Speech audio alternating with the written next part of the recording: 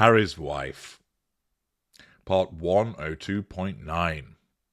Harry regrets marriage. Hello, I'm H.G. Tudor, continuing to explain to you the dynamic between a narcissist and victim.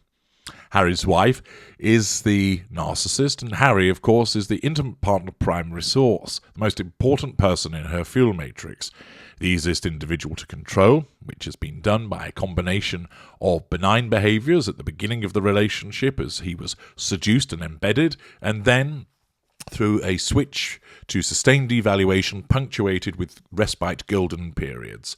Times he's treated well and perhaps given a bit of spicy poontang once again, and the rest of the time cold-shouldered, shouted at, possibly even physically assaulted. Triangulated malignly with other people. Bad-mouthed, insulted, left out, criticised, and so forth. However, as a consequence of this ongoing behaviour, there are reports that are suggesting that Prince Harry regrets his marriage to Harry's wife. As always, I leave it for you to determine the veracity of the material, but let's find out what's being written. An article in International Business Times by Tanya Diente tells us, Prince Harry regrets marriage to Harry's wife as honeymoon phase ends. Now, of course, ordinarily, you might talk about a honeymoon phase in a relationship where the initial excitement of meeting somebody and over time falling in love with them and humping like rabbits and spending quite a lot of time together, but not excessively so, not within the auspices of the narcissistic dynamic, eventually fades to something, as I've been told about and that I've witnessed in other people's relationships, to something more substantial. Sex still occurs, but not as often. There isn't the need to keep complimenting one another, but it happens here and there. There's a greater understanding reached between the couple. It's said that that initial blissful period is over. The honeymoon phase has ended, but that doesn't mean that it turns to something awful. It's less exciting, but stable, respectful, supportive, both exhibiting emotional empathy towards one another. Where people talk about the honeymoon phasing ending where you're dealing with a narcissist, although they might not realise that's what they're talking about, what they're really meaning is it's the golden period has ended. And that amazing period where everything was shiny and glittery and amazingly wonderful with lots of rampant sex and gifts and exciting compliments and talk about the future and having kids together and getting married, introducing you to everybody left, right and centre and variations on those themes, falls away. Sometimes to be replaced by the stranger zone, watch my video about that, and sometimes straight into the nastiness of the sustained devaluation. Some people, it happens on their wedding night. I've consulted with people who've had that experience. But let's find out what's being said about Prince Harry. The return home to the United Kingdom in September for Queen Elizabeth II's funeral has allegedly made Prince Harry feel like he made a big mistake by marrying Harry's wife. The Duke and Duchess of Sussex participated in the funeral events, and although they put on a united front with the British royals in public, tensions were said to be high, especially with Prince William, Kate Middleton, please note that's what the article says, and King Charles III. The reunion was believed to be very challenging and awkward, so much so that the 38-year-old reportedly found himself regretting the things he and his wife had allegedly done. Unnamed sources told Woman's Day that Prince Harry is starting to see the big, ugly picture, and that is his marriage to Harry's wife. It is said that he is starting to recognise a pattern of his wife's alleged manipulative ways that have not only cost him his relationship with the royals, but also affected his mental health. He's already feeling shaky after being back in the family fold and seeing how much damage and hurt they've caused, a source told the publication, adding that the Duke of Sussex does not want to pile on the hurt with the release of his memoir and is looking to rework it. The late Queen's funeral was a wake-up call for him, and he's panicking that what he's written could be considered insensitive or far worse. He's beginning to realise he's backed himself into a corner, and all these reminders about some of Harry's wife's behaviour aren't making him uncomfortable, the insider claimed, despite not sharing how this information was obtained.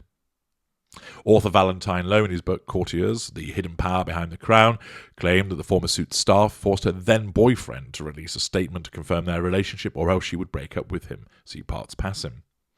Sources told Lowe that the Duke of Sussex now feels he should have bet on her not leaving in exchange for him publicising their relationship earlier on. Moreover, Prince Harry is reportedly feeling regretful about Megxit, and now wonders what could have happened if he asserted his feelings against it to the Duchess of Sussex. The Woman Day source said that this was the first of many times that she would threaten him into compliance. Never forget, this is a woman who has fallen out with her entire family and has been instrumental in why Harry is alienated from his own.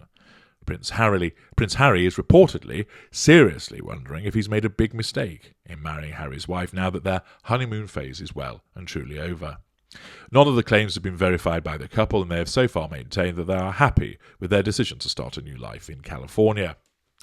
This, of course, is speculation on the part of this source, suggesting that he's waking up.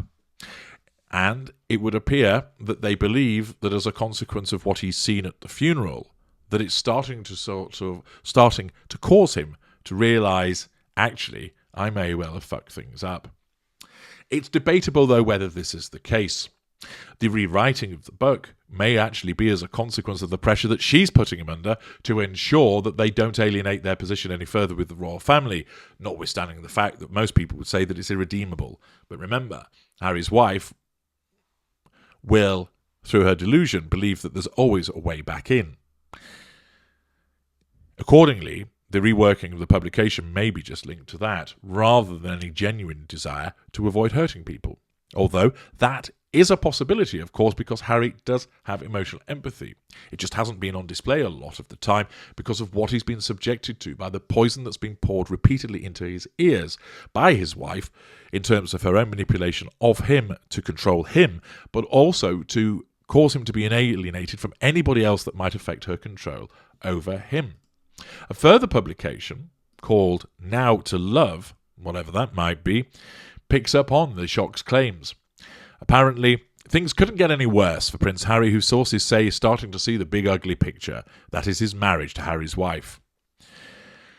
Author Valentine Lowe paints the former Suits star as something of an egomaniac, which is another word for a narcissist, who forced Harry to go public with their romance before he's ever ready. It repeats the point about putting out a statement, and the article states it's a disturbing insight into the Sussexes' marriage. But sadly, insiders say it's a normal occurrence between the two. Friends say this was the first of many times when Harry's wife, 41, would coerce Harry, 38, into doing something he didn't want to, but he's only now starting to recognise a pattern. The late Queen's funeral was a wake-up call for him, and he's panicking that what he's written could be considered insensitive or far worse.